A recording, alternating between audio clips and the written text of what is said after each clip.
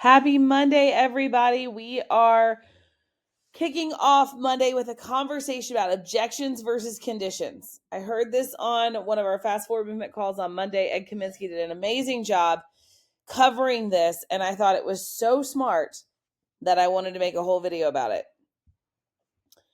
Which one are you actually hearing? Because here is the truth.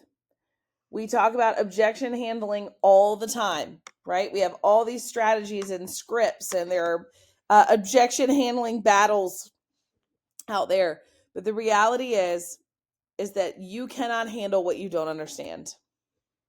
I want you to write this down. I want you to take a picture of it. I want you to etch it into your computer. Wherever you need to put this. This is at the core of where we're at right now in this market. You can't handle what you can't understand. And if you have not stayed in curiosity long enough, you may not have a full picture of what it is you're even trying to do. So I want to break down the differences between this objection and this condition, okay? All right. Objection, typically a smoke screen.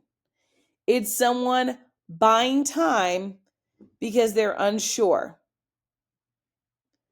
Think about this and everyone's heard this analogy if you're in sales, but I think it's a really good back to basics.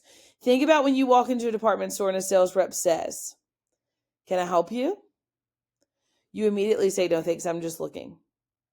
Even though you know exactly what you came in for, but 10 minutes later, in all fairness, I'm sometimes annoyed I didn't just ask for help. I've learned actually now, I just walk in. I love being sold things. I'll just walk in and tell them exactly what I'm looking for, right? I don't even try. My time is too valuable, right? I don't even try to go fuddle around and find something.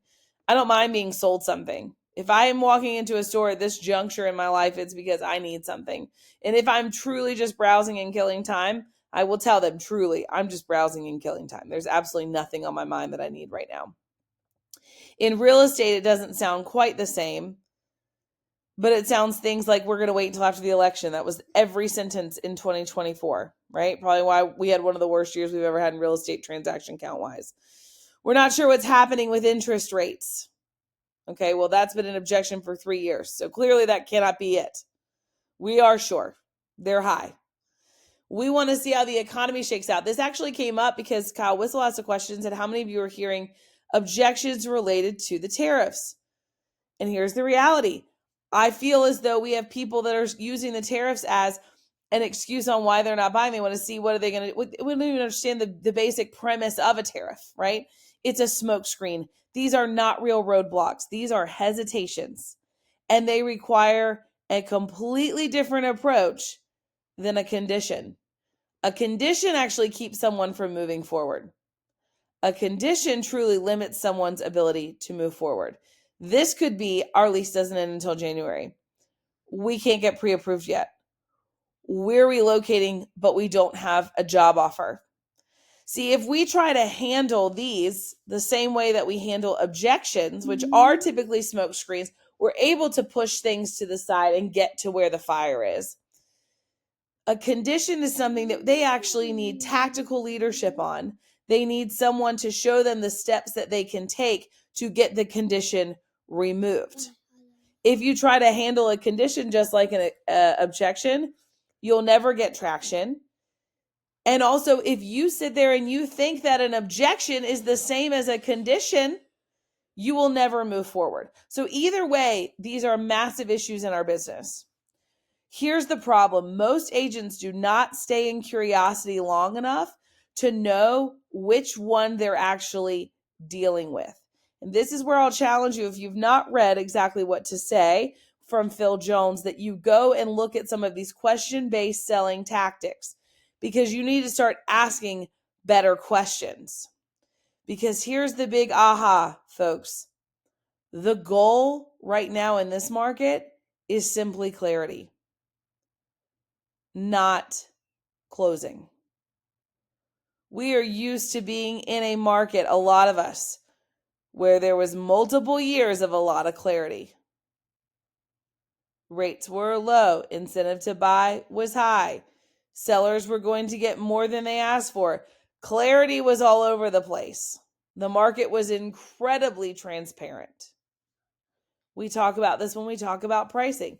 I tell sellers, I would just take the highest sale price and add 5% to it. And that's how I knew where our starting number would be. We don't have that now. The goal is clarity, not closing. I want to pause here and give you a really great script for handling objections. This is your bonus material. It's the Feel, Felt, Found framework. If you're a Greco group agent, I know you know this. It's really simple. It's really powerful. I totally understand how you feel. A lot of people have felt the same way about timing. But what they have found is taking action sooner, they actually had more options and they had better leverage. See, this framework creates empathy. Number one. Number two, it offers social proof. That's huge right now, guys. And it gently repositions or shifts the prism, right, on their perspective. It doesn't pressure, it guides. But I'm going to tell you that you can't even use the Feel, Felt, Found script if you've not asked enough questions to understand what's actually going on. And so we're going to give you a challenge this week. It's going to be to stay in curiosity incredibly longer, way longer than you want to, way longer than what's comfortable, way longer than what feels like what you feel like you need on the surface level to close. We are going to encourage you to lead with curiosity, to ask better questions, to clarify the answers to those questions. And when you do handle it, these objections, or you do start to logistically shift around the processes that it's going to take in order to confidently move them through an actual issue, an actual condition, that you do it with confidence. And if you can do these two things, I'm going to encourage you to see what changes in your lead generation. Lead with curiosity, lead with confidence, see what changes. Do you have objections? Do you have conditions? You will not know unless you ask the questions and you find out. Have a great week, everyone. See you on Empower Wednesday morning at 8.